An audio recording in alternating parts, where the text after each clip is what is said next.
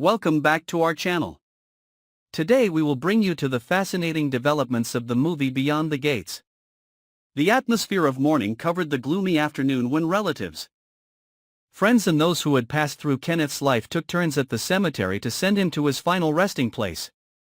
The pure white petals covered the coffin.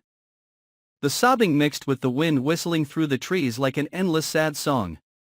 No one said anything to anyone, because Kenneth's departure was too sudden. Too many questions were unanswered. Too many secrets were not revealed.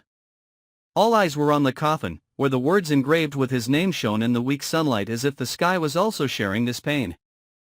People are still trying to find an explanation for the sudden death, still immersed in shock and regret. Meanwhile, from the end of the row, a woman quietly walked forward. Her hair fell lightly over her cold face, her eyes were bright but sad, and in each step she took was a determination, an inner struggle that only those involved could understand. No one knew who she was. They only felt a strange aura as she moved closer to the center of the ceremony. Her appearance caused many people to start whispering, curious. Skeptical and confused looks were constantly directed at her. But the woman did not care. She stood there, in front of Kenneth's coffin, her lips trembling as if trying to hold back a sky full of emotions. And then, after a few seconds of silence, she spoke, low but resonant, causing the air to freeze, "Kenneth is my husband." Everyone was stunned. Gasps, panicked eyes, and even jaws began to drop in shock. No one had ever heard Kenneth say that he was married, not even those closest to him knew. That girl, a woman named June, suddenly appeared like a storm, blowing away all assumptions, all images of the man who had just passed away.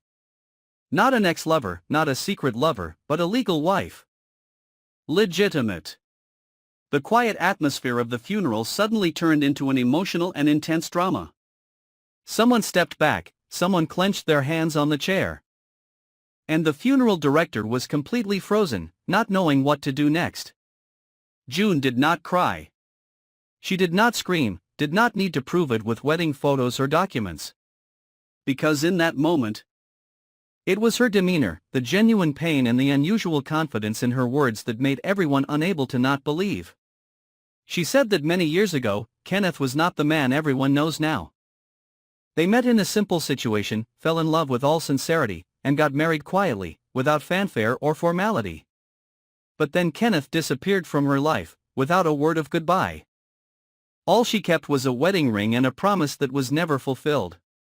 For many years, June lived in weariness, despair and waiting. She did not know what Kenneth had done, where he had gone, what he had become. It was only when the news of his death was published in the media that she realized that the man who had abandoned her years ago, the man she had once devoted her heart to, was the one lying in this cold coffin. That pain was doubled. One was the loss of the person she had loved deeply, and the other was the harsh truth that he had lived another life, without her in it. As if she had never existed.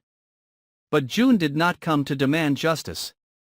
She did not want her presence to become a wound for those who were mourning Kenneth. She just wanted to see her husband one last time, to say goodbye, and to end the long, vague days with a brutally clear truth. At this point, the funeral was no longer a normal farewell ceremony. It became a mental earthquake, where every word June said had the power to destroy everything people believed about Kenneth. His closest friends also began to search their memories, wondering if they had really known this man all these years. Every old memory, every word, every small action now suddenly became suspicious. Why did Kenneth hide this marriage?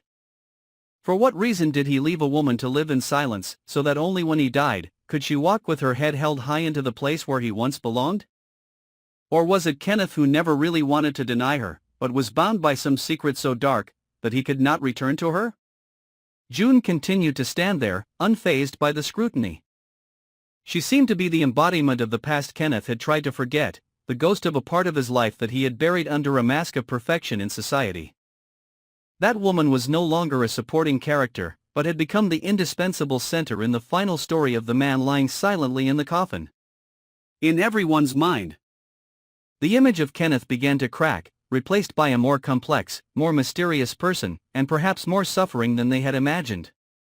And then, in that eerie silence, June gently pulled out of her pocket an old letter, the folds frayed by time. It was the letter Kenneth had written to her many years ago, the words full of love. But also a farewell letter, a farewell that would never be answered. June did not read it aloud, she just left the letter next to the portrait, then turned and left. Leaving behind conflicting gazes, respect, sympathy, suspicion, and unanswered confusion.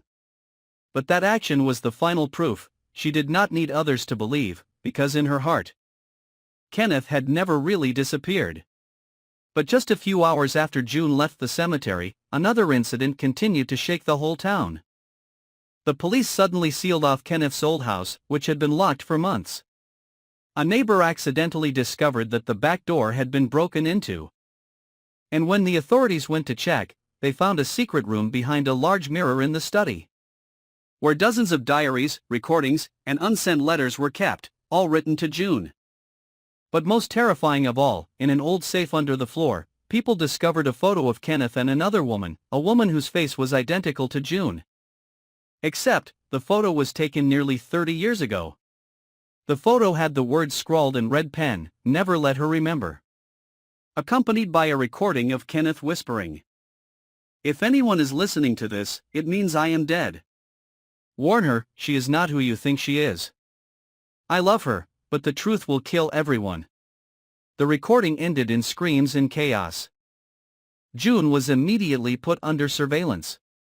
An investigation was opened with many questions about the true identity of the mysterious woman who had just entered Kenneth's life for the last time. Was June really Kenneth's legal wife or just part of a game of manipulated memories?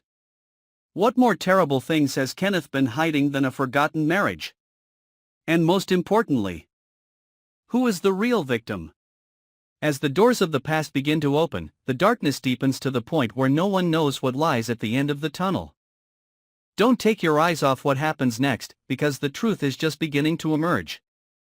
Follow and subscribe to our channel so you don't miss any shocking episodes in Beyond the Gates, where past, present and secrets converge in a nightmare with no way out.